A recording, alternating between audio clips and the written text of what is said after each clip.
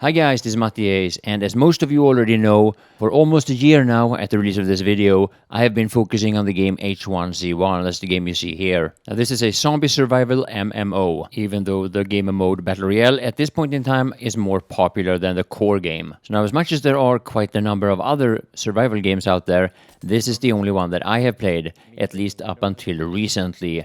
Because not long ago I started playing the game Rust, and in this video I'd like to focus on the differences between the survival mode of H1Z1 and Rust from my point of view. And for the ones of you who are not familiar with my channel, there are some things here that is quite important to understand when you hear what I have to say about these two games. And at the release of this video I have almost 2,000 hours into H1Z1. Now there are a few hundred of those hours actually into Battle Royale, but I mostly play survival. Now with Rust, however, I don't even have 100 hours. Around him. Kill him?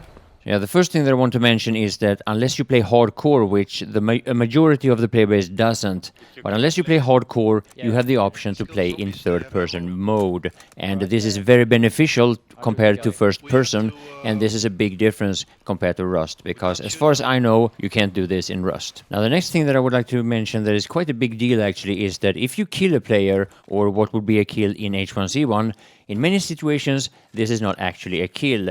The player is revivable for a couple of seconds, and if this is an enemy or a player that you don't know, you can choose whether or not you want to revive him or help him up, as it's called, or if you want to kill him or her permanently, meaning that they have to respawn.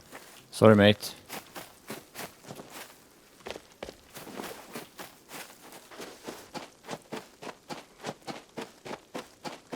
Can I have my stone back, please?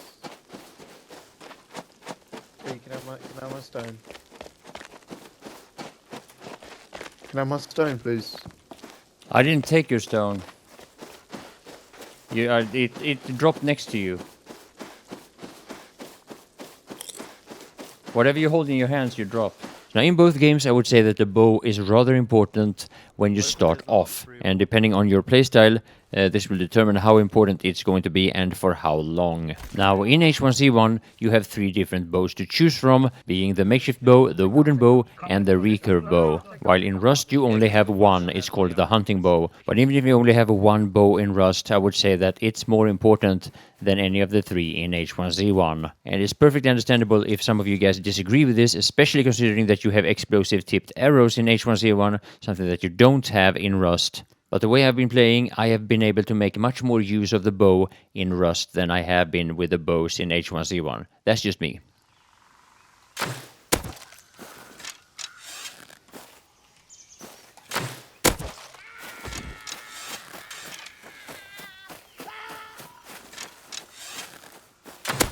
So now looting is important in both games, equally so I would say, but this is quite different. For example, your inventory or carrying capacity cannot be increased in Rust.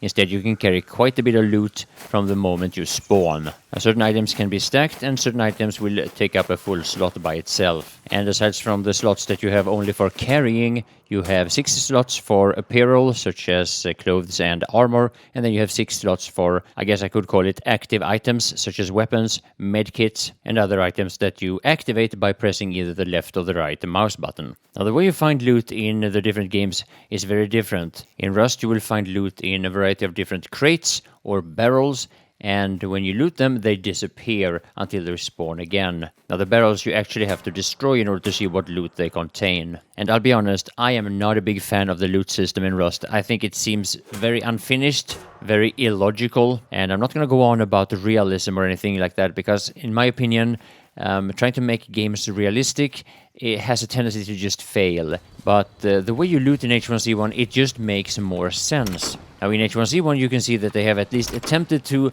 add some kind of logic to how you loot and what you find and where you find it. Now again, I'm not talking about realism, but comparing the two games, I would say that in this area, H1Z1 is just better and more finished. Now this probably goes hand in hand with a couple of other things that are different between the two games, and one of them being the map itself. Comparing the two games, it seems like when it comes to creating the map, H1Z1 has just come further. In this game you have 3 actual towns, and aside from that, several villa areas that looks similar to what you see here.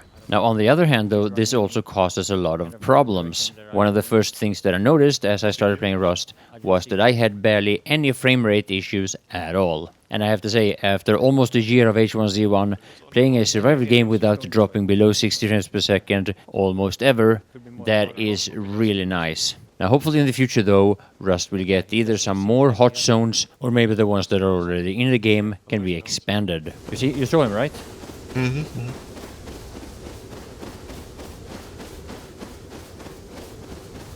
I'm assuming he took it. Oh, he's standing still. Actually, let's wait till he stands still again. Don't shoot him. Yeah? That's a crossbow. Yeah? Okay, now? no. Oh, fuck.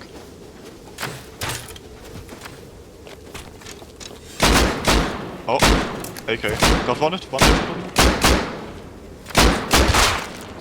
Yeah, he's down. Oh, nice. That headshot, like, holy fuck. I'm just looting all the shit. Yeah? Hurry. Did he take the airdrop? Looks like he had an AK. Yeah, no ammo though. Okay, let's go. Let's go.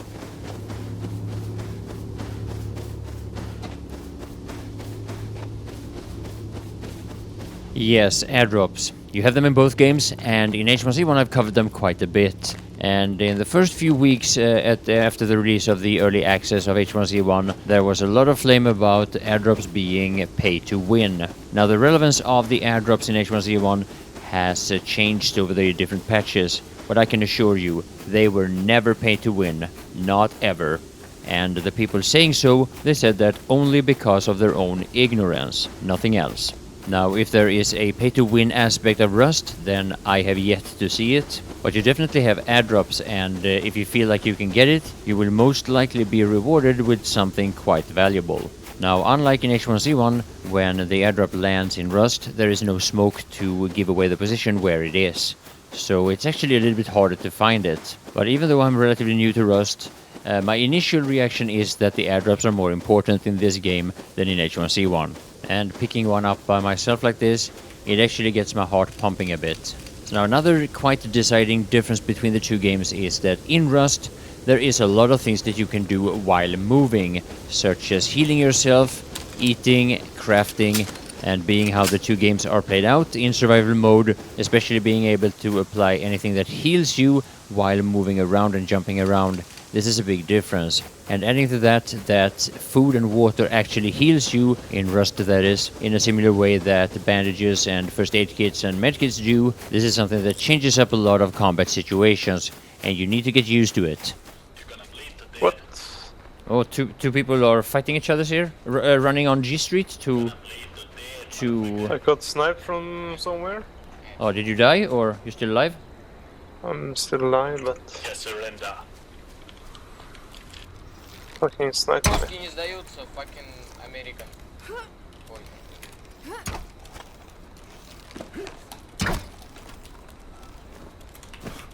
I need help. I shot one guy with a bow.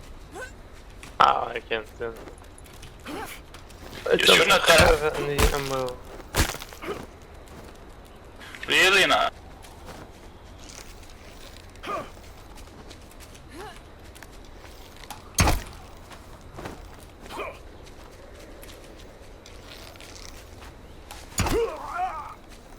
So dead, so wrecked. I killed him. How much lives you got left? How much health do you got left? So another thing that you probably already noticed that makes a big difference is that in Rust you don't have any crosshair. Now, aiming down sight with a regular weapon and relying on the iron sight, it probably comes quite natural to most players. And at first I felt a little bit uncomfortable not having any crosshair with the bow. But the fact is that it works quite similarly with a bow as it does with a pistol or an assault rifle of some such. Basically how it works is that the tip of the arrow is going to tell you where it's going to land when you shoot it.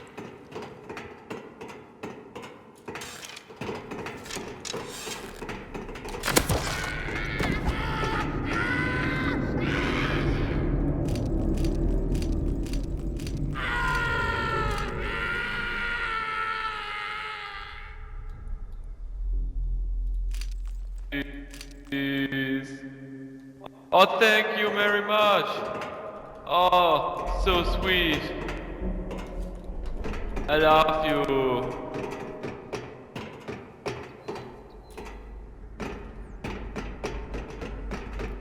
You're welcome.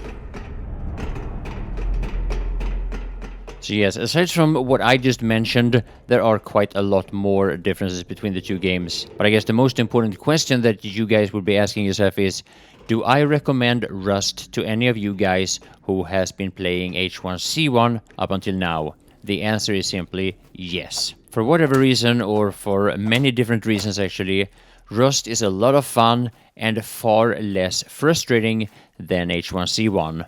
Now, it's perfectly understandable that both games has a lot of bugs, being that they are both in alpha or early access. But the bugs in Rust are just less game-breaking, I would say, or they're just less irritating. In H1Z1, they just drive you nuts. But then again, and I know I said it before, keep in mind that I have played H1Z1 a lot more, and I might not have come across any of the most important or game-breaking bugs that you have in Rust yet. So now, before I end this video, I just want to bring up the last thing that I want to mention about the difference between the games in this video. I probably have to follow this video up with one or more videos in the future, but as much as I only play PvP servers and as much as I focus a lot on the PvP aspect of the game, there is a PvE aspect as well. And this is also quite different between the two games. One of the things is that in Rust you have a heli it's an AI heli that is devastating. That is, unless you know a couple of the easy tricks to make it not attack you. But you also have wolves and bears in both games. But the wolves and the bears are a lot more dangerous in Rust. It doesn't even compare. At the same time, killing wildlife in Rust is a lot more valuable. Aside from food and animal fat, which you get in both games, in Rust you also get leather and cloth and bone fragments. And maybe even something else that I forgot about. Either way, killing animals in Rust is, at least to some degree, valuable. But in Rust, both the wolves and the bears are actually dangerous.